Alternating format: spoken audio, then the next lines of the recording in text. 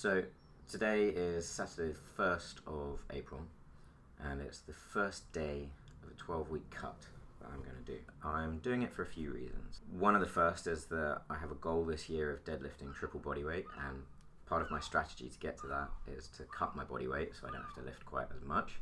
And the other reason is that I've got a few clients right now who are all going through a fat loss or cutting phase. So it's a bit of solidarity, it's a bit of practicing what I preach, and I've never been super lean, I've never been really fat, but I've never pushed myself to the point where I'm absolutely, as Andres would say, dick skin shredded.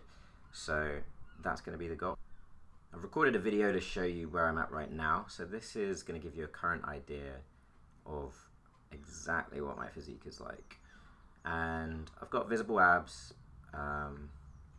pretty lean, but as you can see, still carrying quite a lot of fat, particularly around the problem areas for men, the lower abs just under the belly button, and the lower back, the love handles.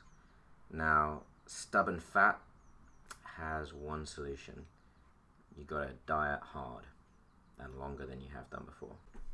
So my basic outline is it's going to be a 12-week cut. Using the advice from the absolutely shredded ninja Alberto Nunez, I'm going to go for about 8 weeks before I have my first diet break. That will be about a week of eating kind of maintenance calories. And then I'm going to go hard for the last 3 weeks, finish up the cut and see exactly how lean I can get. What's going to be my nutrition strategy? Well, the very first thing I'm going to do is create a calorie deficit. Doesn't matter what you're eating, if you're not in a calorie deficit, you're not going to get any leaner. I use, with all my clients, my Fitness Pal, and I'm going to force myself to use it, even though I'm not very good at it.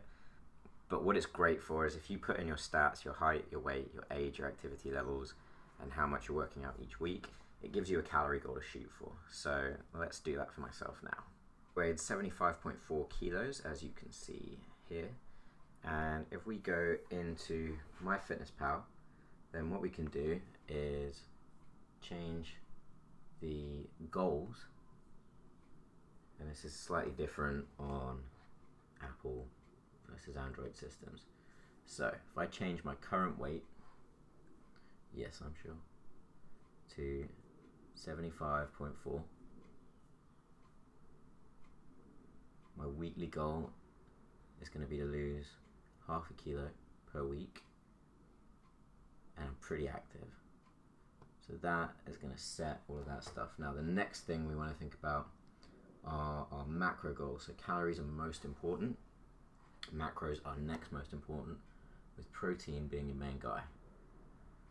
So 30% of my calories coming from protein is going to be absolutely plenty. But to be honest, I'm not terribly fussed about exactly what macros I hit each day. So long as I hit my calorie goal, I'm going to get there in the end. With my Fitness Pal set up, we can go to the diary, see what our food target is for the day. So my goal is 2,140 calories, and then add our food as we eat it. Now the beauty of this is that it's individualized and everyone's going to have a different calorie goal. One of my clients has a calorie goal of 1,500, and she thinks it's too much because she's used to trying to diet on 1,000 calories a day, which isn't sustainable. Another one of my clients has a calorie goal of 1,700 a day, and he thinks that's too little, but it's what he needs to hit in order to hit his goals. So for me, right around 2,100, still quite a lot of calories for me because I have to force feed myself to gain weight, so it should be relatively comfortable. I want to lose half a kilo a week because my goal is 70 kilos. If I can get to 70 kilos and pull 210, then that's my triple body weight deadlift done. So I'd be pretty happy with that. Now the reason I like to set it up this way is because daily consistency trumps any other strategy. Low carb, keto, paleo, whatever it is, it doesn't matter if you're not doing it regularly, consistently, and hitting your goals 90% of the time.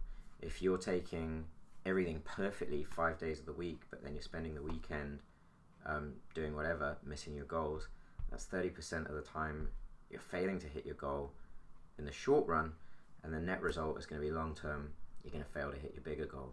So keep it consistent. If you can do the same thing every day, and yes I mean Sunday too, then you're going to get there way more successfully than if you don't.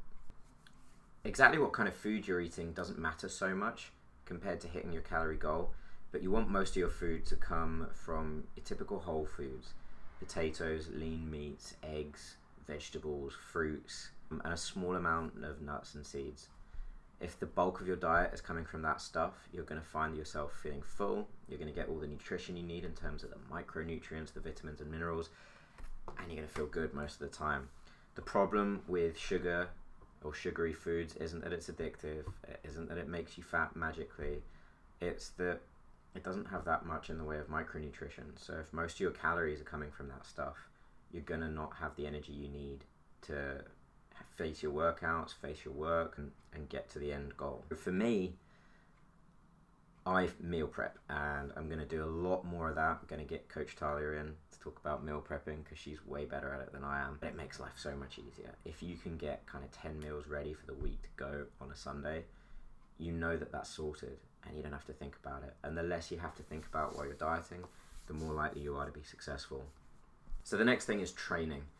I'm not going to change my workouts at all. And in fact, for the first 7 to 8 weeks of your diet, you shouldn't really suffer in terms of performance. If you are, you've cut your calories too far, too soon. It's only going to be in those last few weeks where you've been in a deficit for a long period of time and your hormones have started down-regulating a little bit that you're going to struggle. If you are struggling with the energy required to hit your workouts, that's going to negatively impact your daily energy expenditure, and it's going to mean that you have to eat even less food to keep losing weight. So keeping your calories at a good baseline and focusing them around your workout time is going to mean you have the energy to attack your workouts, keep your muscle mass, keep your shape, and not lose your performance as we go down the line. So that's it really. It's going to be 12 weeks of cutting. I'm going to be aiming to lose half a kilo a week. I'm going to be sticking to the same amount of calories every day. I'm going to not have a diet break or a cheat day or a refeed day till the 8th week, at which point I'm going to have a diet break. And I'm going to keep my training the same. And the takeaways for you guys, if you want to do this for yourself, it's simple, right? You need to get your calories right, and you need to do it every day, and you need to go to the gym a few times a week. But it's not easy to execute on, and that's where people fall down on. So as we go into this over the coming weeks, I'm going to talk more about meal prep. I'm going to talk about habits. I'm going to talk about mindfulness, paying attention to what you are actually eating. So thank you very much for watching. If you enjoyed this, give it a like, give it a subscribe, let me know your thoughts. And if you're going to join in with me and my clients, let me know as well. I'd love to hear from you. See you later.